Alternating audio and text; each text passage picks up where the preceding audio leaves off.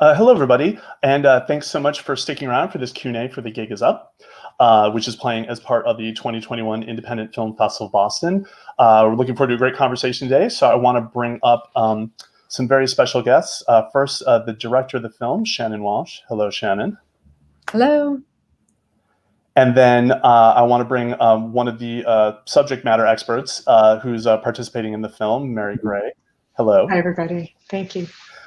And to moderate, I want to bring up Zeninjor Enwemeka from WBUR. Hello. Hello. This is a film that we really love here at the festival. We're really looking forward to this conversation. So Zeninjor, I'm going to hand it off. All right. It's so nice to be joined with you both. Really looking forward to diving into this film. Again, I'm Zeninjor Enwemeka. I'm a business reporter at WBUR. Joined here by Shannon Walsh, the director of the film, The Gig Is Up. Really great title, by the way. As well as Mary Gray, an anthropologist and media scholar who also appears in the film. So Shannon, Mary, welcome to you both. And I'm excited to talk about this really fascinating film, especially as someone who has done some reporting on the gig economy. I'm really curious to hear from you first, Shannon. What made you want to examine this gig economy?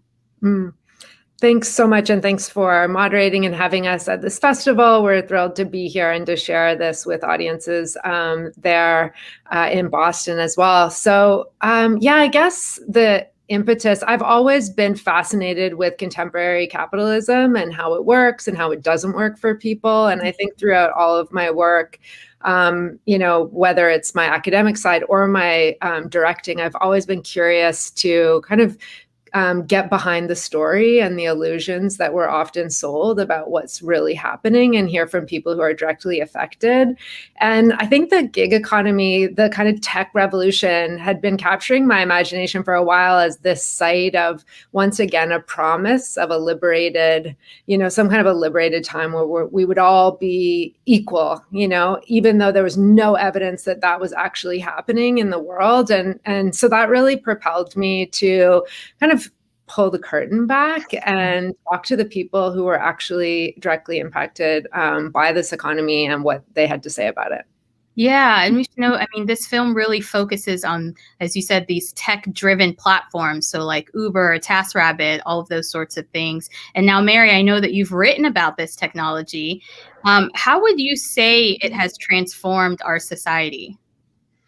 Well, thanks for having me here, because I think this film captures really the present of work as much as the future. So I've spent the last 5 years with a computer scientist at Surrey studying the lives of people who do contract work. And I think what we often miss is this is really the mundane use of technology to, at least in part, connect people with tasks, to be able to schedule, manage, ship, and bill, and often never see the person on the other end who's delivering a service. So it's everything from text-based customer service, telehealth, data labeling, everything in between, the things that are under the, below the surface. Uber is really the tip of the iceberg of this orientation and really dismantling of full-time employment through technology.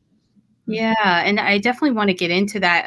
I'm curious, Shannon, as you were diving into the gig economy and speaking to so many different workers around the world, really, what surprised you as you were working on this film? Well, honestly, it's actually when I first came upon Mary's book and started to realize Ghost Work, which everyone should read. It's so fascinating and interesting and really get another level of insight into what's happening.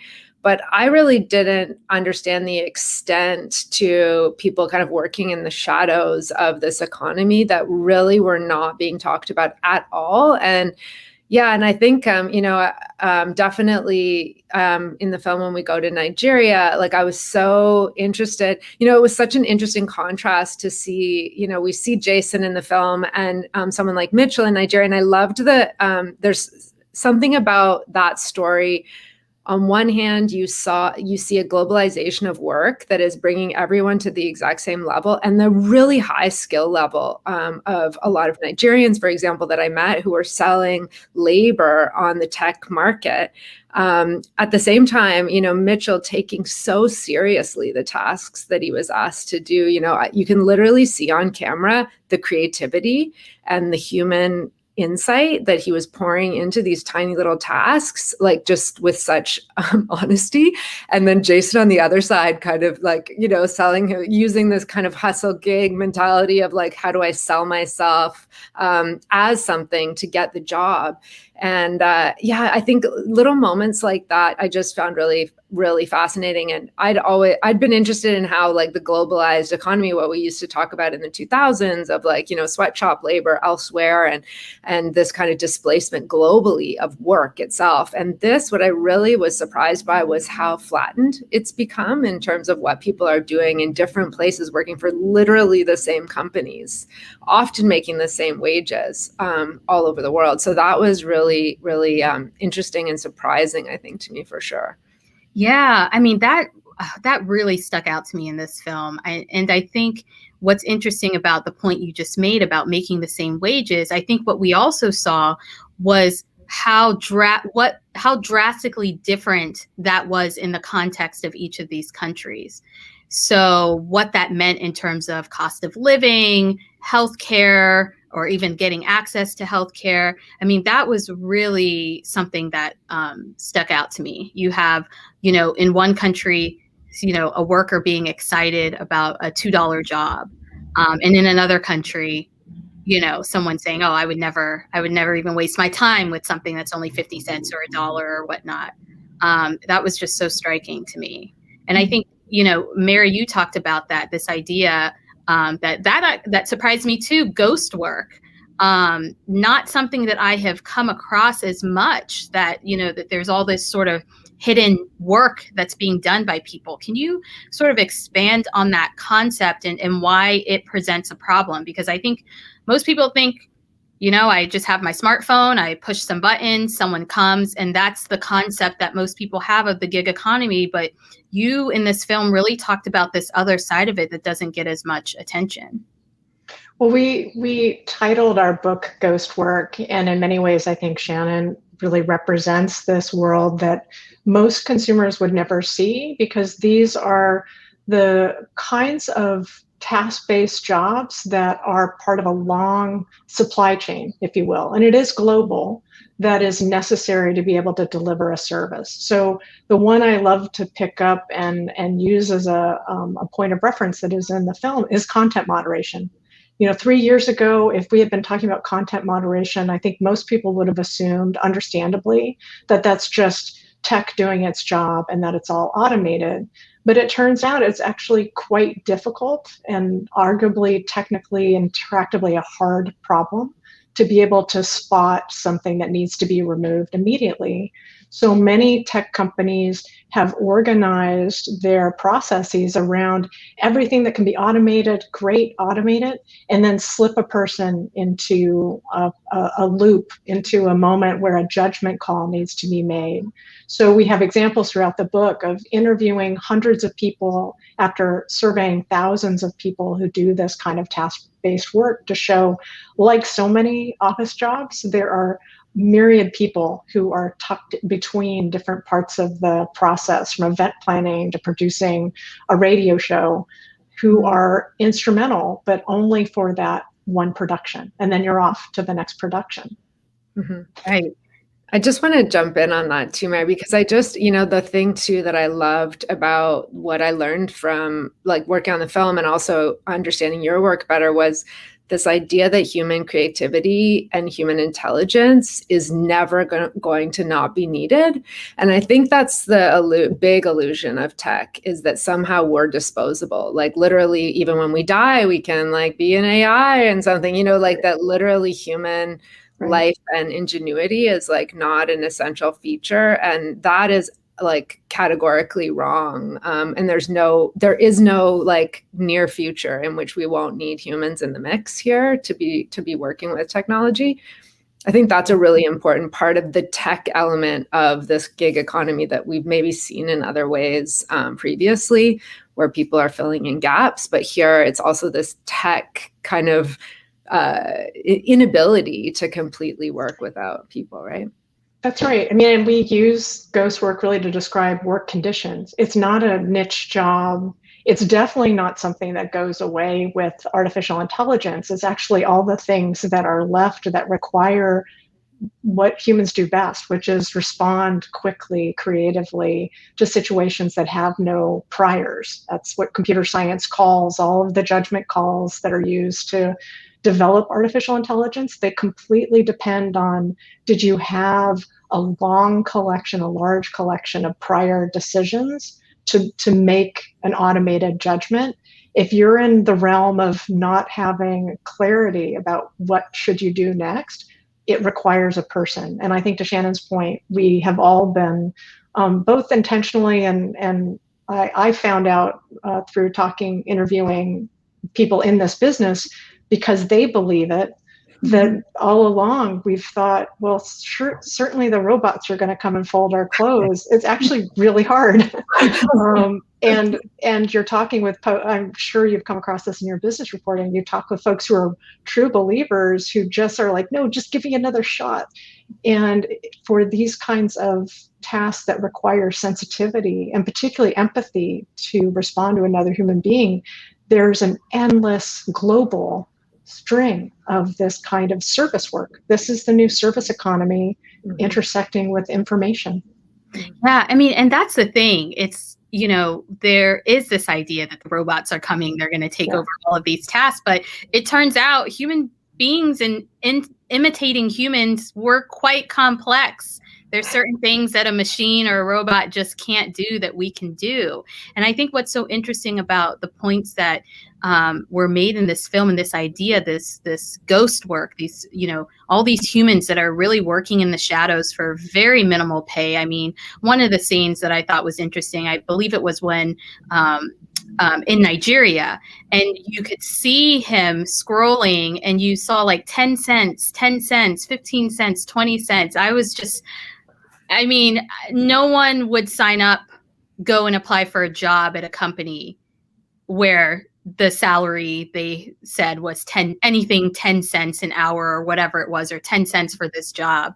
But now we have this entire economy that's being built off of these types of wages.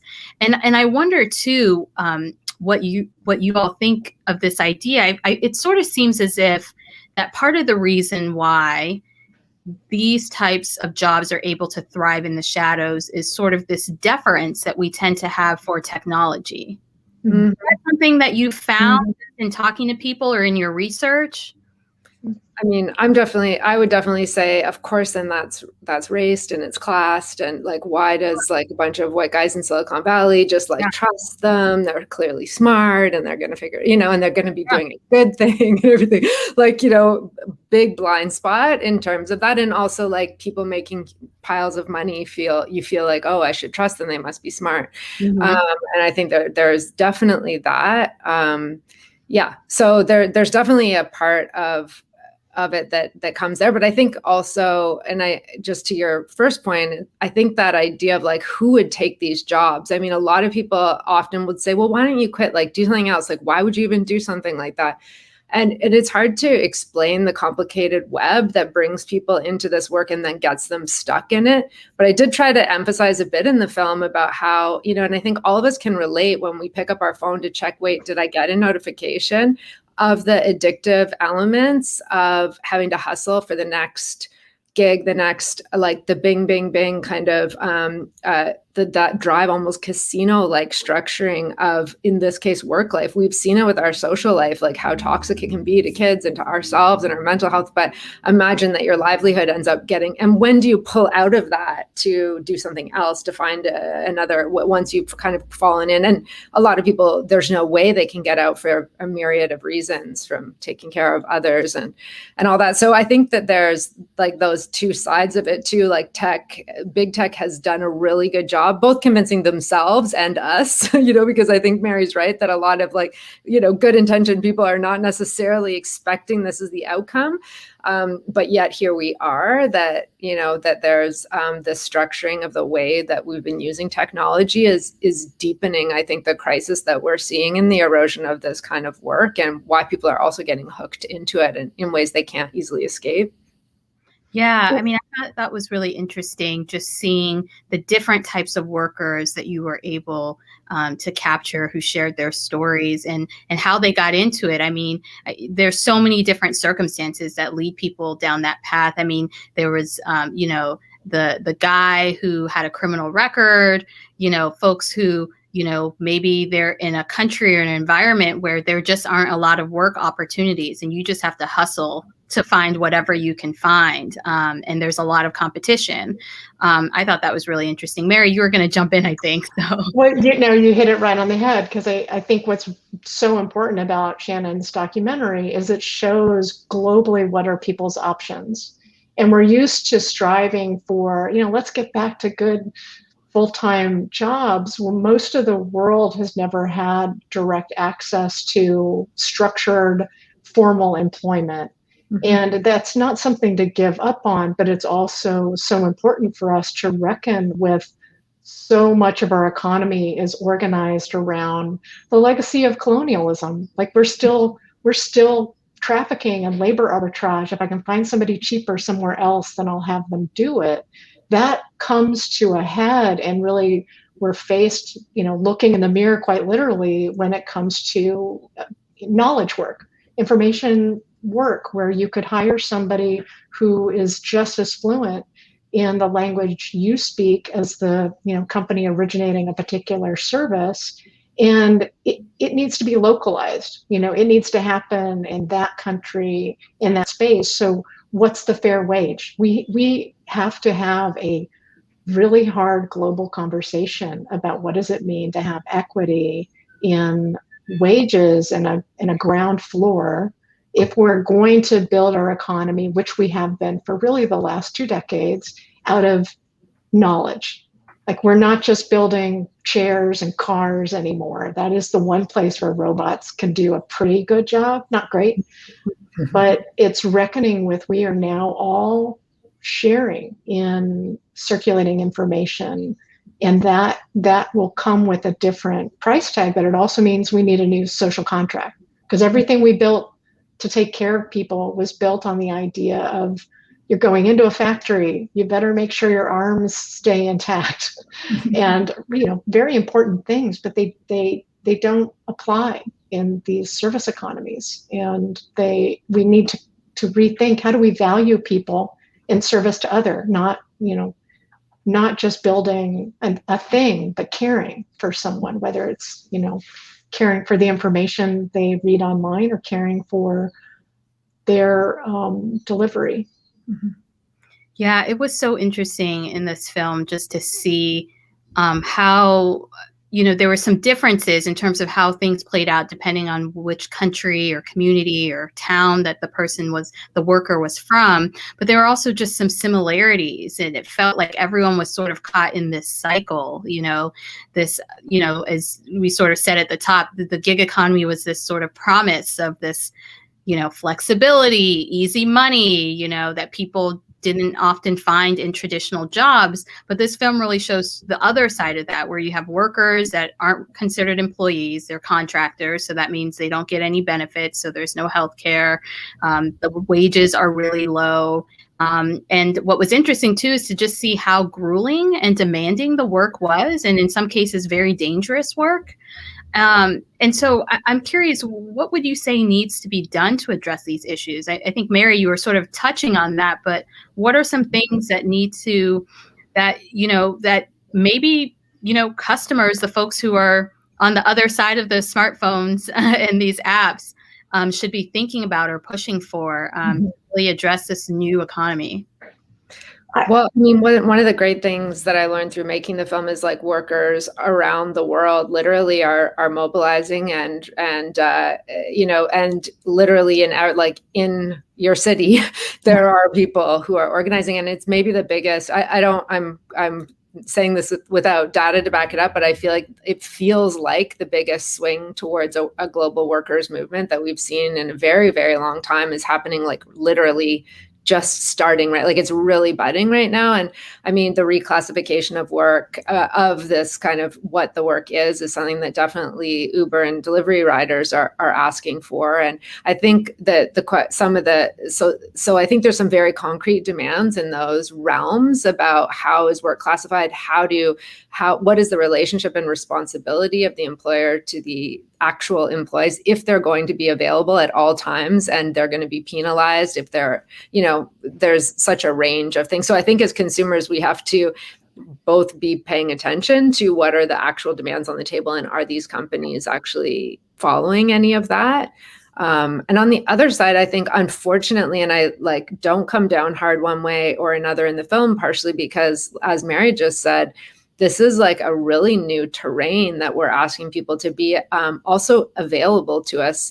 And, how do we value the ability of people to just be available as well? Like that has a value cost to it. So, and I don't think that it's for me or anybody necessarily. I think that's a collective conversation that I think right now it's kind of slipped in the back door that we're using these kinds of services without giving a thought to it. And we're letting companies completely erode a century worth of worker protection. So in the very first instance, we have to resist that, say, no, actually, it's not okay, that we won't support companies that don't support their workers. And then from there, really say, what do we want this to look like if this is going to be the way that work is going to look? Because I know from talking to a lot of workers, and as Mary just mentioned too, a lot of it's not that people are hungry to go back to a 9-to-5. That's not it, so if we're going to be working in this way going forward, I think as, you're a journalist, I'm a filmmaker, as an academic, all of us have a lot of liberty with our time, how we spend it, what we have, even if we work long hours and all of that, we have some amount of, it's not a random manager who's going to say, you have to come in on Tuesday during your child's birthday party. I don't care if you don't want to come, you get fired if you don't, and that I think is that's an okay thing to want, to have that flexibility. So yeah, I think it's definitely not as easy as deleting an app. I wish I could say just delete Uber and you're good to go, but it's so infecting every sphere of our tech relationship, and we're in it, we're in it. So we need to just become more aware consumers and citizens, I think, and support the workers where they're asking for their rights and trust that they're actually asking for the legit rights. We've seen the companies spend millions and millions of dollars to shut down workers' voices. And I think if as a society we say, actually, no, we actually think that workers' voices matter, I think that will go a long way to pushing the tides of change that are already coming. Yeah, it's interesting because, we certainly, part of the challenge in these, tech platforms sort of coming online is that there were such gaps in policy and any sort of legislation, laws. So they were able to really quite literally slip through the back door because there weren't really laws on the books to address it. And policymakers, lawmakers were sort of scrambling, didn't know what to do. And it's interesting too, because then, on the consumer side, what these companies have been able to do is really create a convenience where people maybe never thought about it before. And so now it's just become so easy and convenient. It's hard to think of a pre-Uber world. I think that's the thing, is that, consumers are now part of that employment relationship. Mm-hmm. And really taking to heart, these don't have to be bad jobs.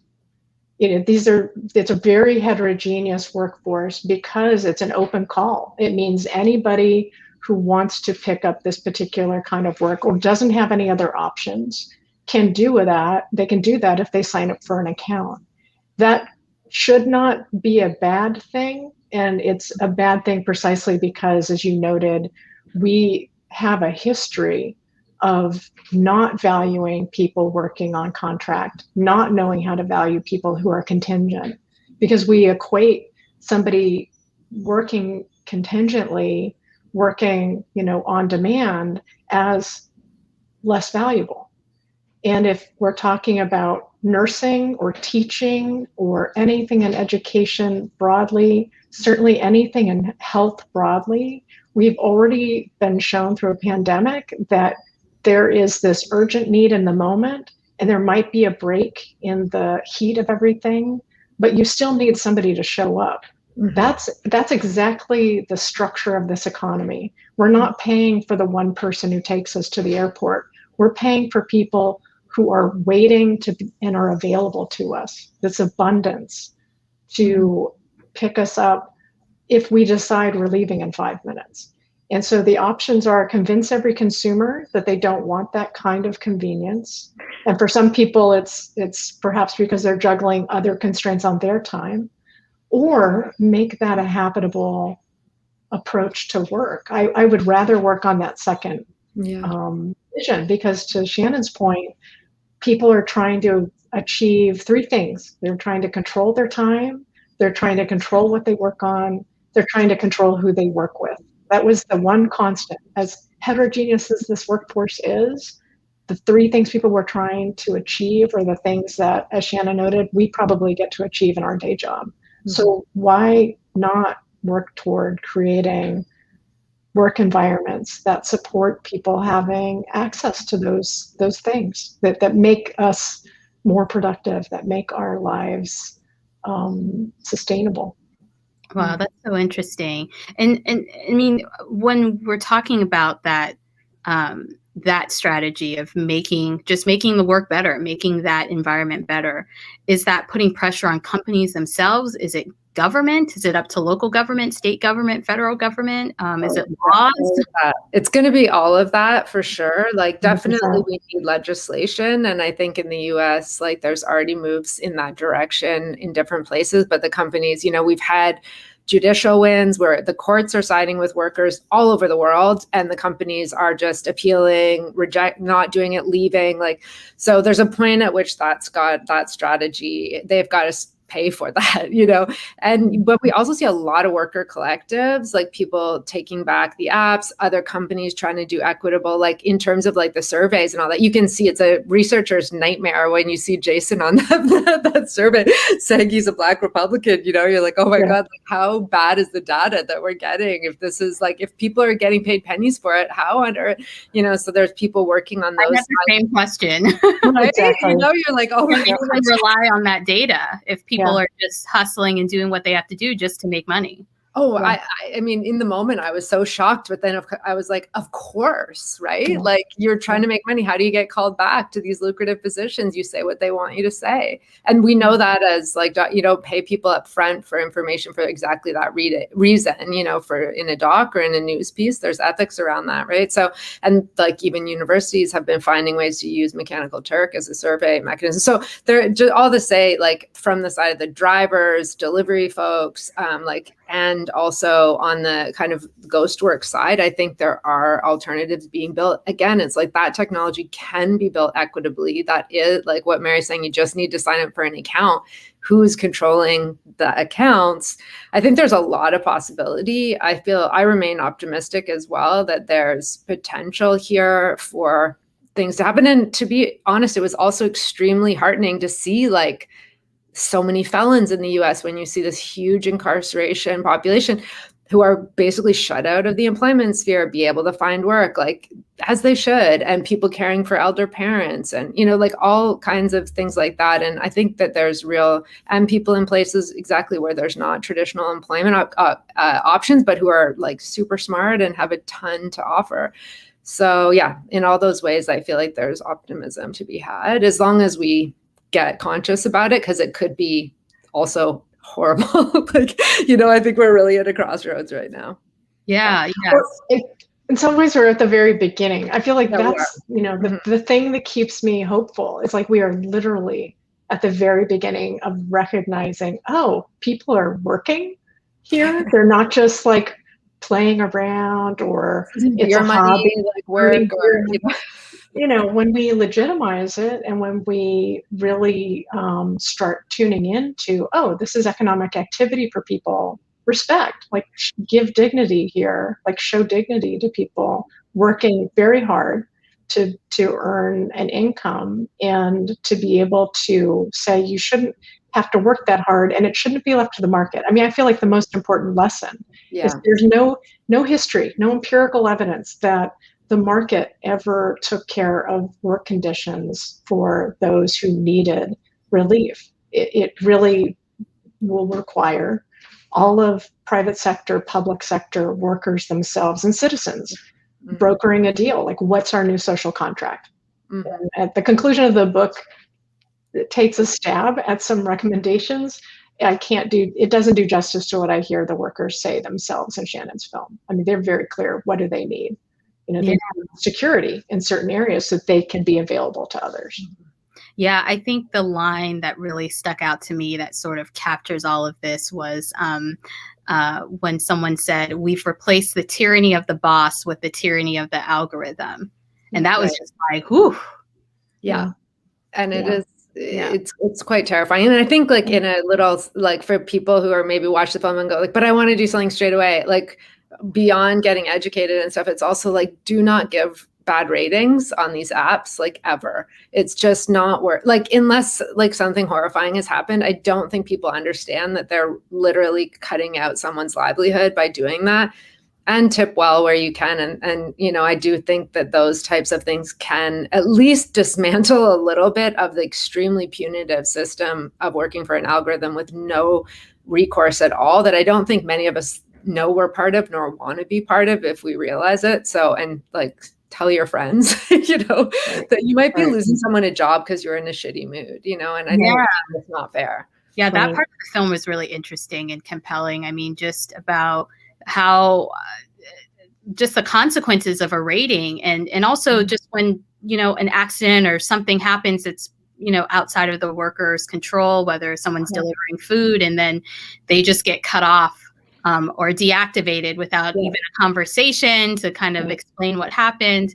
That was really interesting. And business, you know, on the other side too, like businesses that are on Amazon get bad star ratings and get just kicked off the platform too. So we're in a world in which we've decided ratings are like a valid way to let people live or die. And it's just, I mean, I think it's very Orwellian. We are in a Black Mirror reality. Like people are literally like that. We're like, oh, in China, they're doing this. It's like, we are literally right now rating people and letting them lose jobs, getting businesses kicked off of their platform, deplatformed and stuff. So I think we need, like, we have to come to terms with like the world that we're actually living in. Right. I mean, the rating system and recommendation systems are broken. Like, we all relied on them for a certain amount of time. It made sense. You saw a good rating for a book. Maybe I'll try that book. And when it was ported over to something like somebody's work, there wasn't enough thought put into, do we have a system in place so somebody can seek recourse if they are given a bad review? So thinking we could have a better business bureau that serves these workers. So when you were talking earlier, like, what are some basic things? We can look at these worlds of work and say, there's real work going on here. What are the rights of people in the brick and mortar worlds we have? It's a right to have systems that you can respond to, and that you can, you know, that you aren't just left trapped in the equivalent of like a hellish phone tree, but that you have somebody who can respond when your last paycheck isn't issued to you, for example. So there are some very basic things we could make happen tomorrow if we recognize these are work conditions, and there are some fundamentals that every working person deserves, whether they're recognized as a full employee or not. I mean, I think we can all agree workers should have a right to associate. Freedom of association is just this fundamental right. And quite literally in the United States, we have laws that don't allow workers who are contract workers to organize, to be able to associate, compare their experiences. That could be deemed illegal. That we should change. There's just some very basic things that are looking at the history of labor and saying, oh, this applies to this workforce too. Mm-hmm. Yeah, I wonder too, you know, Shannon, you were able to capture so many different types of gig workers in so many different countries, locations, different backgrounds and circumstances. I'm curious, how are you able to get so many gig workers to share their stories? And I'm wondering, were there some things that you learned that maybe didn't make it into the film? Oh gosh, yeah, definitely lots of cutting room floor for sure. This is a huge story, and you can kind of go anywhere in the world and find compelling and interesting things. Even here in Canada, which we don't cover, there was a huge movement of workers that they actually won some labor rights. But well, I think access. I mean, I've been doing docs for a while, and I think that's something that like there's a skill set about being able to like meet people and get them to share their stories. But I think it also is a lot about respecting people where they're at and like, you know, trying to give them an accurate, have their voice represented to the best point that I can. And I had to be sensitive to the fact that a lot of workers are afraid to be on camera for sure. Like there are like exact deactivation, you know, so for the more like someone like Al and Annette who had been public already, like I knew that they would be okay. And so, but that was always a negotiated conversation with folks about like how they felt about being represented, and something that feels very Orwellian. Like you don't actually know who's watching. Could I get deplatformed? Like you don't really know where the line is, right? So yeah, I think that, and then we found for the MTurk workers, I actually sent out a survey through MTurk to find the shadow workers was one of the hardest part. But yeah, I sent out a survey asking people to send us videos, which are the little vignettes that you see in the film come from those methods that we used. And I kind of did a big global casting and people sent their videos in. So Jason, for example, that's how I found Jason. He sent in a video with him in a Scarface t-shirt with his gold teeth and was just so funny on camera, and just had like, I just thought he's such a contradiction. You know, you can have all these stereotypes about what he is, but he's also this like kind of really smart guy who's figured out the system. And I really appreciated that. So it was challenging for sure, but and a lot of journalists helped out too. In China, we worked really closely with Rita Hu, who has been working at TechCrunch and other writing on tech in China for a number of years. So I lived in Hong Kong as well, so I had a little connection there. Shot in China before as well. So yeah. A million stories. I guess a tiny anecdote of one that got cut was, and that I like to talk about, is that I met some guys in Nigeria actually who were doing the Google search sorting, which I actually had not realized had human intervention. So when you search for something, there's actually people who are thinking about the context that you're in and what you're probably desiring, because that actually is not something an algorithm can do, at least in a first instance. A person has to do that and sort based. So for example, the guy in Nigeria showed me how like you search for GoPro from Nigeria. Well, you're not going to want dollars to come up to the top. So, you know, the Naira ones should come first.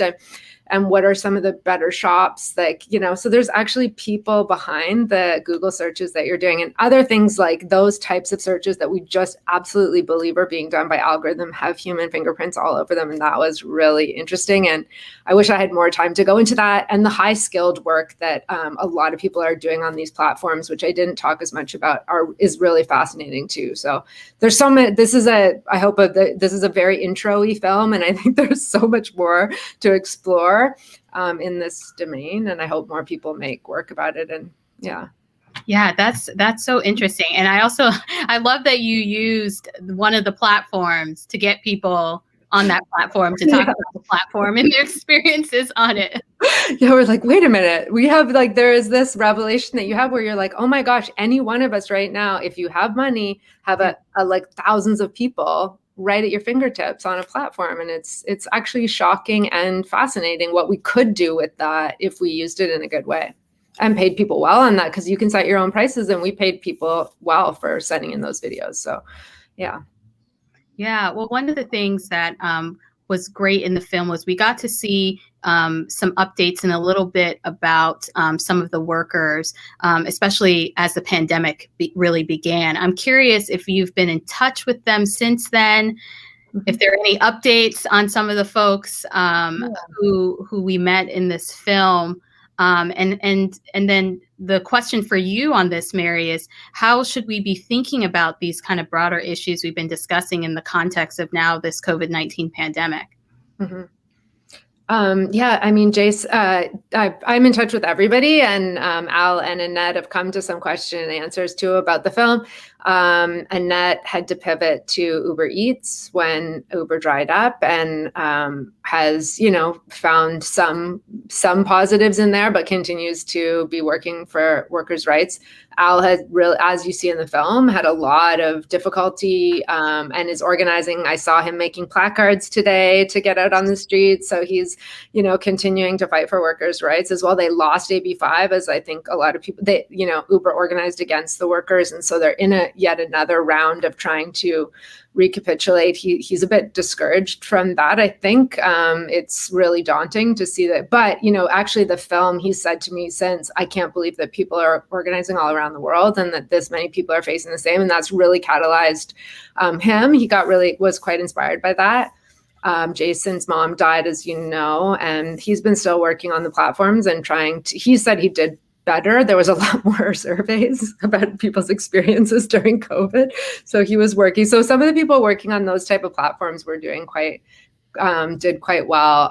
The folks in Nigeria, Thomason, who talks about the Amazon money, has almost totally, he runs a startup as well. He has a startup himself and ended up almost completely stopped doing MTurk almost completely. The jobs really dried up for people in a lot of the rest of the world too. But he was working on and he did a lot of work for Fiverr as well, which is like more high-end work. And those also dried up. But now as the pandemic is sort of shifting, it seems those jobs are coming back online to some degree. So I mean, I think in some ways it's affected the people out front, and like Layla in France as well. She became the main spokesperson fighting for workers' rights with Deliveroo. She's now like the head of speaking to the companies, and the film has already been broadcast in France on Arte, and it caused like a huge commotion. It was in Le Monde, in the major newspaper just a few weeks back and stuff. So she's been getting a lot of attention, and so have the cooperative worker organizing in France. So lots of stuff is still moving, and it's on it goes, on it goes. Yeah. And so, Mary, how should we be thinking about these larger issues, this sort of dark side of gig work, especially in the context of the pandemic? Yeah, I mean, I think as many people perhaps who have been watching the films know, every company was shown how much of their work could actually be shifted offsite.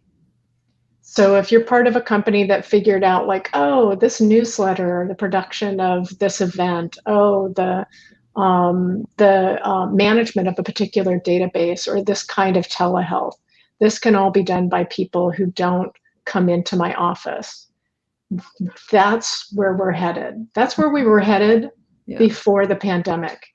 And most people in positions of power and who have full-time salaried positions are being serviced by all of these folks who they cannot see, and sometimes they can see. And that has been happening for really the last 20 years. Like since the internet made it possible to outsource particular kinds of office work, we've seen more and more companies move as much as they can to contract labor. So when we say gig, what is that? That's a contract. So how much work is being done by contractors, and how much does that cut across every sector? That's the question all of us should be tracking, because post-pandemic, particularly for one of the most important service industries, health, it's very likely that we're going to see the acceleration of bringing people in for a contract to handle testing and managing variant outbreaks and doing contact tracing and making sure people are taking their medication when they need follow-up. So I'm trying to help us all see, like, this is much more mundane, and it's much bigger, and it's certainly global. And so the thing I think we should all be absorbing is, what do we want our loved ones' work life to be like? Because it's quite likely that many of the work opportunities are going to be contract-based, they're finite, and what will we need to have in place to make that good for people, rather than that dark side vision? Right. Well, I mean, your healthcare example makes me think, because, there's been sort of this national, international focus because of the pandemic, right? Because of all the lockdowns, because of the restrictions.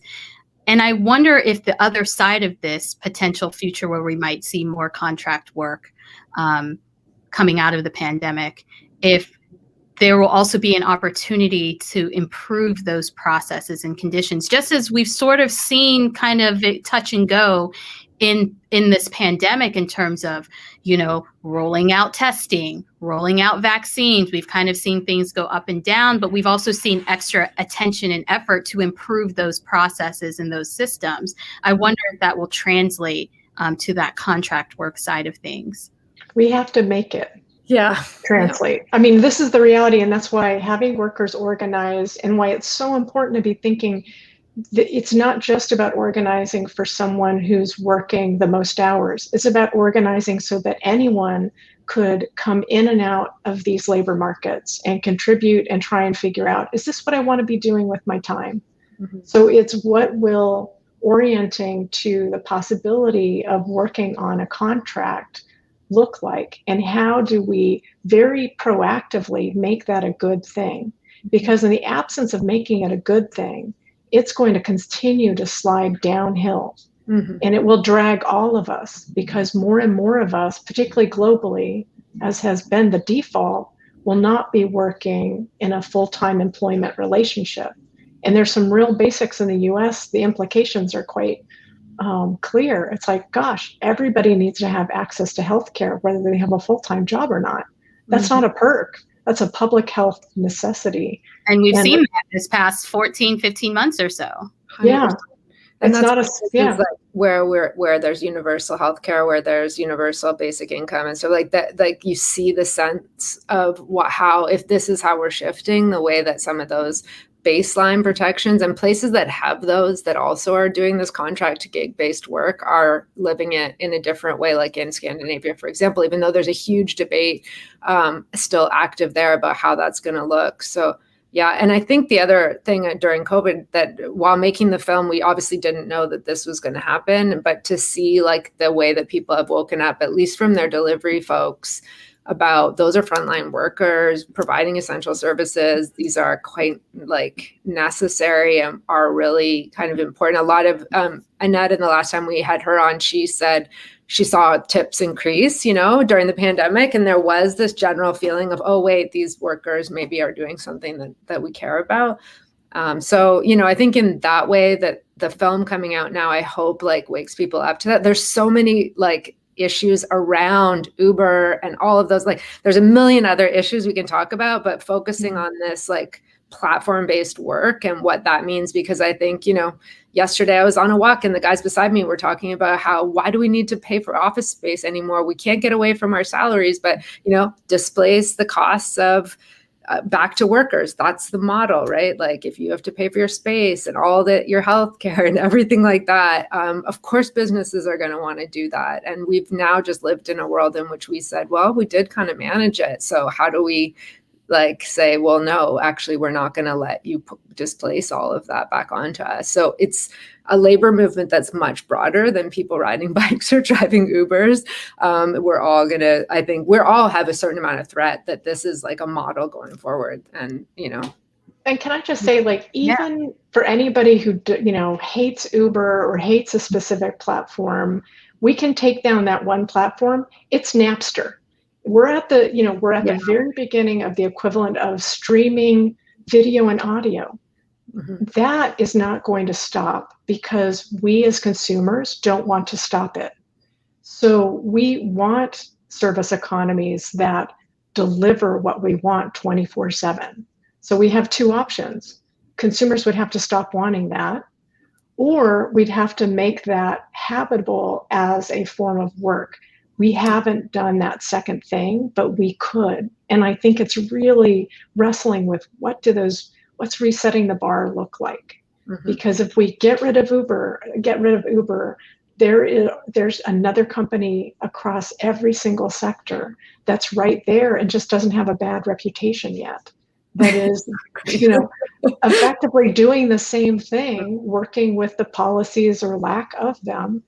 And it's on us. It's on all of us to decide what do we want And it would be really helpful if we thought of it in terms of our own work lives to look like. Mm-hmm. What would make that manageable, rather than thinking those poor sorry sops. Like it's not going away, and it's going to be a form of work that comes into your work world, and I hate putting it in that adversarial, like it's coming for you, because that makes it sound like the robots. This is how But it is. well, this is how much of the world works. Like much of the world, it's like much of the world is people exchanging, like I can, hem your shirt. I've got vegetables, that doesn't have to be a bad thing. And we've made it such an ugly, valueless thing. And it's time for us to wake up and say, oh, let's value the people who are picking up our children. Let's value the people who are picking up our trash. Let's value the people who are taking ugly content down. Yeah, when you said about, if one company goes away, let's say Uber, there's just going to be another company that comes along. It really reminded me of the section in the film in China, and that bike graveyard or whatever you call it. That was so shocking. It was like tens of thousands of bikes just thrown away, discarded in heaps in like basically I guess a dumpster, or not even a dumpster, a trash site. Oh, that scene, Shannon. Farmlands, where they've found to hide this so-called hide that stuff away. And and that's ironic. I think that's so emblematic of this moment, because most people are using those bikes thinking, oh, I won't be driving a car. It's environmentally helpful. I think it's good for the environment. And then you film and you see all these old bikes just trashed and piling up, and definitely not good for the environment.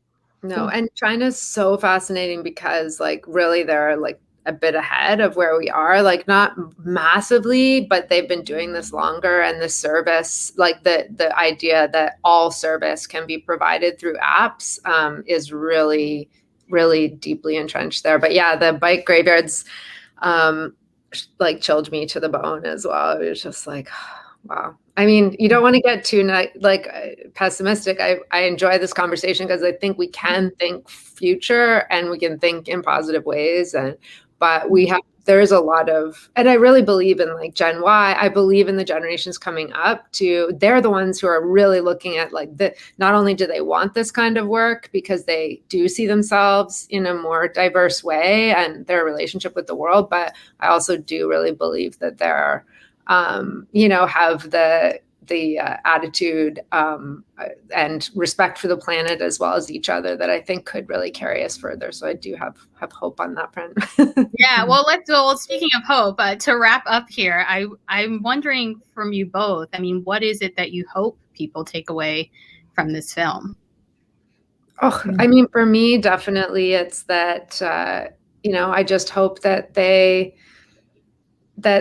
really, aren't under the delusion that because they said, hey, how do you like your job on the way to the airport to an Uber driver, and the Uber driver said, yeah, it's great, that's the end of the story here. And that they really start tuning in to all of this, what Mary talked about, that we're actually in a different time period. This is transformed, and start waking up and I hope voting on it with their money and with the towards legislation, so that we don't see the defeat of a bill like we saw in California by people who I think ultimately, I don't know if they knew what they were voting for. So I think conscientization and really valuing the experience of working people, to me, is a really important takeaway. And as we build movements, I hope that will bring people to the streets, the ballot box, and and their bosses, as the case may be, because lots of people I hope watching the film are also decision makers within companies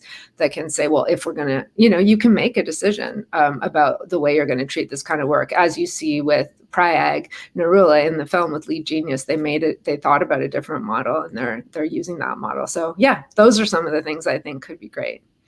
Yeah, I really hope people see themselves in the people that Shannon introduces to us. They have so much to teach us about how to manage and navigate a world that doesn't recognize them or value them. And I hope that people see a bit of their own work lives of feeling diminished when they're not fully seen, so we can all relate to that. I feel like it's an incredibly empathetic film, and I really, really hope that that people take away that we can change this, because this is not how it has to be. This is not AI taking over everything, nor is it we're all going to be, trapped at, the last car in Snowpiercer. This is the opportunity. This is the opportunity of our lifetime to be able to say, we're going to rethink what our social contract should be for the future of employment that's driven by people caring for each other, because that's most of what we're talking about. The service economy that's already here and growing, that we could redefine right now. Well, thank you both so much. This was a really great conversation. I know we could talk about this for a while. Yeah. It's great to be in conversation with you both. Yeah, thank you so much. It's been a pleasure. Thank you. On behalf of the festival, this was a great conversation. There's so much we could talk about. I think that just speaks to the power of this film. Zeninjor, thank you so much for being here and bringing all your knowledge to it. And Shannon and Mary, thank you so much for taking the time to talk to our audience.